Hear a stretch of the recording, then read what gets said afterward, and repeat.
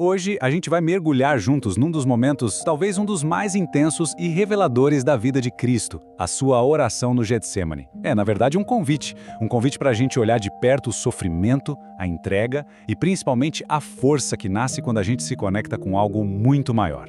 Pensa um pouco.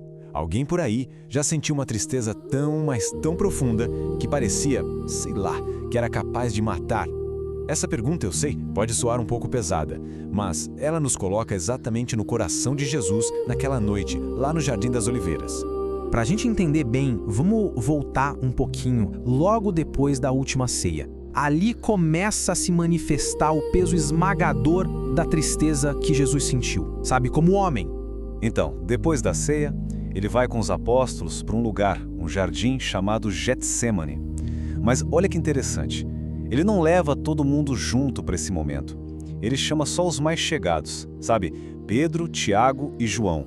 Era para ser algo mais íntimo. E é nesse momento que ele fala uma coisa que nos paralisa. A minha alma está numa tristeza mortal. Fiquem aqui e vigiem.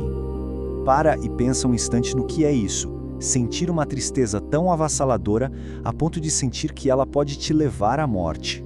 E aqui está o ponto central de tudo, a chave para entender. Essa tristeza imensa não era por ele. Sabe, Jesus, o único inocente, estava sentindo nas costas o peso de cada pecado da humanidade. Os que já foram, os de agora e os que ainda vão acontecer. Ele pegou para si a nossa vergonha, a nossa culpa, como se fosse tudo dele. É nesse estado de angústia total que a gente chega no momento crucial, a oração de Jesus ali no jardim. É um ato de entrega, uma entrega completa no meio de um sofrimento que a gente nem consegue começar a imaginar. E aí vem a oração que muda tudo. Meu Pai, se for possível, afasta de mim este cálice. Contudo, não seja como eu quero, mas sim como tu queres. É incrível, né? A gente vê aqui o lado humano de Cristo com medo, com angústia, se entregando completamente à vontade do Pai, ao seu lado divino que confia sem medidas. Olha só que interessante essa comparação. De um lado, a nossa vontade, a vontade humana, né? Que quer fugir da dor, que tem medo do futuro, que precisa ter o controle de tudo. E do outro, a vontade de Deus, que é um convite para se entregar, para confiar, para amar de um jeito que a gente nem imagina. Jesus está nos mostrando esse caminho. A agonia era tanta que a oração se intensificou a um ponto que o suor dele virou como gotas de sangue. E mesmo ali, nesse momento que parece de abandono total, um anjo do céu aparece para consolar ele. Isso mostra que o Pai nunca o deixou sozinho. Essa cena nos leva a uma reflexão muito profunda. Deus é meu Pai, mesmo que me envie o sofrimento. Ele me ama com ternura, mesmo quando me fere. É uma maneira radicalmente diferente de encarar os nossos próprios desafios, não é verdade?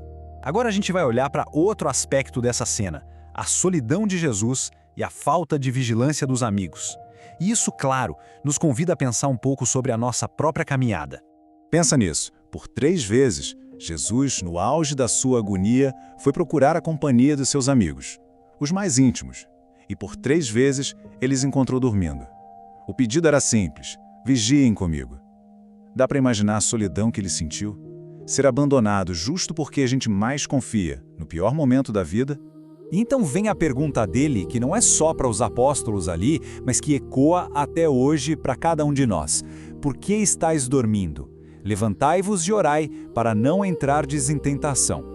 É um chamado direto, um alerta para a nossa consciência. Porque a verdade é que abandonar a oração é como abandonar Cristo ali, sozinho no jardim. E ao mesmo tempo, é deixar a gente mesmo totalmente vulnerável, sabe? Porque as nossas fraquezas, as tentações, elas não dormem. É a oração, a nossa vigilância diária que nos mantém de pé. Mas o incrível é que é justamente dessa escuridão, dessa agonia, que nasce uma força imensa. Vamos ver agora como esse exemplo de Cristo no Getsemane se torna uma fonte de coragem para nós. E quem refletiu muito sobre isso foi São Tomás More. Pensa só, ele estava na prisão, esperando o próprio martírio e encontrou força meditando nessa cena. Ele escreveu algo assim: Cristo sabia que muitas almas fracas se encheriam de pavor e quis lhes dar coragem com o exemplo de seu próprio pavor. Que coisa, não? E a partir dessa reflexão a gente pode tirar um guia prático, quase um passo a passo. Primeiro, reconhecer o medo, a tristeza. Não adianta fingir que não está sentindo. Segundo, lembrar que Cristo já trilhou esse caminho de sofrimento antes de nós. Não estamos sós. Terceiro passo, confiar que Ele não vai permitir uma aprovação maior do que a nossa força. E por fim, o quarto passo, ter em mente que essa luta de agora, ela está preparando um peso de glória que a gente nem consegue imaginar. Então, sabe, naqueles momentos em que a vida fica confusa, em que é difícil entender a vontade de Deus, essa cena do Getsemane pode ser o nosso refúgio, uma fonte de força que não acaba, um tema constante para a nossa oração. E tudo isso nos deixa com uma escolha, uma pergunta que a vida vai nos fazer várias vezes. Diante da próxima aprovação, qual caminho a gente vai escolher? O da nossa própria vontade, que sempre tenta fugir da dor, ou o caminho da entrega em oração, onde se encontra a força de verdade? Louvado seja nosso Senhor Jesus Cristo, para sempre seja louvado.